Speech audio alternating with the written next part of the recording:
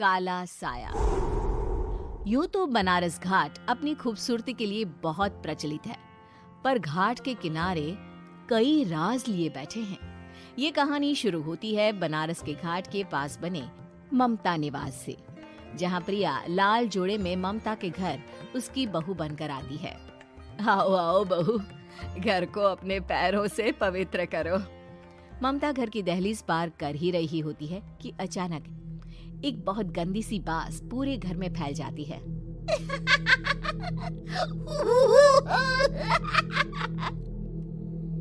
ये बदबू और ये आवाजें, ये कौन हंस रहा है माँ? अब ये पड़ोसी ना हमारे थोड़े अलग से है। कहाँ हम शाकाहारी और ये मांस मच्छी खाने वाले। छोड़, तू ध्यान मत दे और गृह प्रवेश कर। और हाँ बहू, अपनी सास की एक बात हमेशा याद रखना, इन पड़ोसियों से तो कभी बात नहीं करेगी। अच्छे लोग नहीं है ये। अपनी सास की ये बात मानेगी ना बेटा? हाँ माँ, जो आपकी मर्जी, मैं उनसे बात नहीं करूंगी। अगले दिन प्रिया अपनी पहली रसोई बनाने रसोई घर में जाती है। ये छोकी बात तो नाक में जा रही है। एक काम करती हूँ, खिड़की खोल देती हूँ। प्रिया खिड़की खोलने जाती है। इतने जाले, लगता है इस खिड़की को कभी खोला ही नहीं गया। पर ऐसा क्यों? ओह, नॉन वेज की स्मेल आती होगी ना। 2 मिनट के लिए खोल लेती हूँ, फिर बंद कर दूंगी। प्रिया खिड़की खोलती है। खिड़की खोलते ही उसकी नजर सामने वाले घर की खिड़की पर पड़ती है, जहाँ एक लड़की खड़ी होती है। हाथों में मेहंदी, लाल रंग की साड़ी, बिल्कुल सजी धजी, मानो प्रिया की तरह ही वो भी नई नवेली बहू हो। वो प्रिया को देखकर मुस्कुराती है। हे भगवान, माँ ने तो इनसे बात करने को मना किया था। प्रिया फौरन ही खिड़की बंद कर देती है और तवे पर चढ़े रोटी की ओर देखने लगती है, पर वहाँ रोटी न होकर मछली पड़ी होती है। ये क्या? पहली ही रसोई में इतनी बड़ी गलती। हे भगवान, अब मैं क्या करूं? प्रिया बहुत डर जाती है और फौरन रसोई की सफाई करने और फिर सभी के लिए खाना बनाने लग जाती है। जब वो सबको खाना परोसती है, सब तो ठीक है, मैं बेकार में चिंता कर रही थी। हे भगवान, ऐसे ही बस अपनी कृपा बनाए रखना। रात के वक्त जब सब सो रहे होते हैं, तब प्रिया को पायल की आवाज सुनाई देती है, जिससे उसकी आंख खुल जाती है। ये पायल की आवाज कहाँ से आ रही है?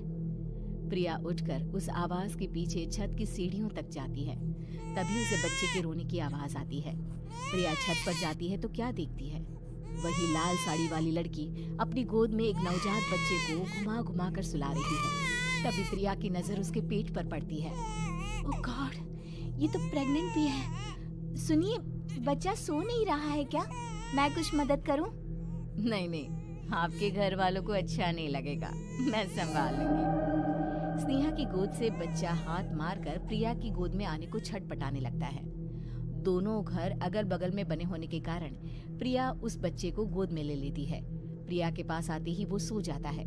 बच्चे का वो स्पर्श रात भर प्रिया भूल नहीं पाती और अगली सुबह वो छत पर कपड़े सुखा रही होती है। तभी उसे एक औरत इशारा करके बुलाती है। स्नेहा कह रही थी बाबू तुम्हारी गोद में आते ही सो गया। मैं गौरी, स्नेहा की माँ हूँ। बहू, घर आना, बाबू को खिला भी लेना। शाम को जब घर पर कोई नहीं रहता, बच्चे से मिलने के लिए प्रिया छिपकर अपनी पड़ोसन के घर चली जाती है और कुछ देर बच्चे को खिलाकर वापस लौट आती है। इसके कुछ दिन बाद ही प्रिया को पता चलता है कि वो माँ बनने वाली है। ममता की खुशी का ठिकाना नहीं रहता।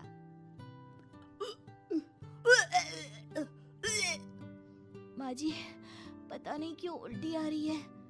प्रिया भागती हुई वॉशरूम में जाती है तो हरे और लाल रंग की उल्टी करती है। उस उल्टी में से कीड़े निकलते हैं। ये क्या? खून और ये कीड़े! माँ! माँ! प्रिया की आवाज सुनकर ममता दौड़ कर आती है, पर बेसिन में कुछ नहीं होता। प्रिया हक्की बक्की रह जाती है। ये सब क्या हो रहा है? प्रिया घबरा जाती है और अपने कमरे में जाकर सो जाती है। डर के कारण वो इतनी थक जाती है कि उसकी आंख लग जाती है।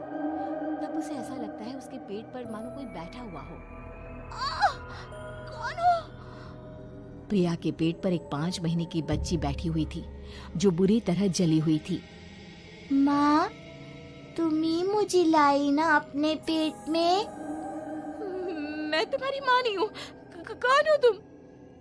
माँ, देखो मैं जल गई बुरी तरह से। 6 महीने पेट में रहने को भी मुझे नहीं मिला। सहला दो ना माँ। बचाओ! बचाओ! माँ! ममता दौड़कर कमरे में आती है। प्रिया की बातें सुनकर वो सब समझ जाती है। तू कहीं बगल वाले घर में तो नहीं जाकर आई ना बहू? मुझे माफ कर दो, मैं गई थी माँ।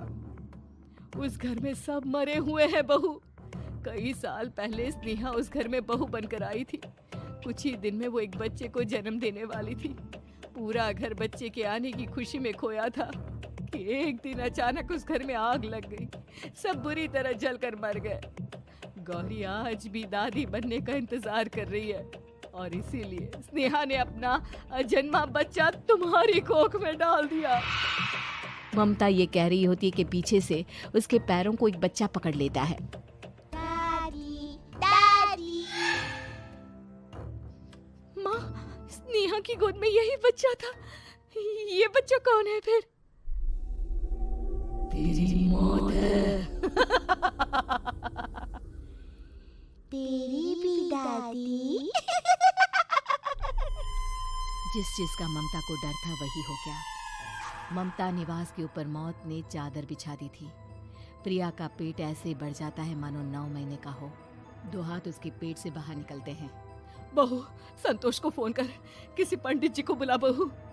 प्रिया का पति भागता हुआ घर आता है। ये तो होना ही था माँ।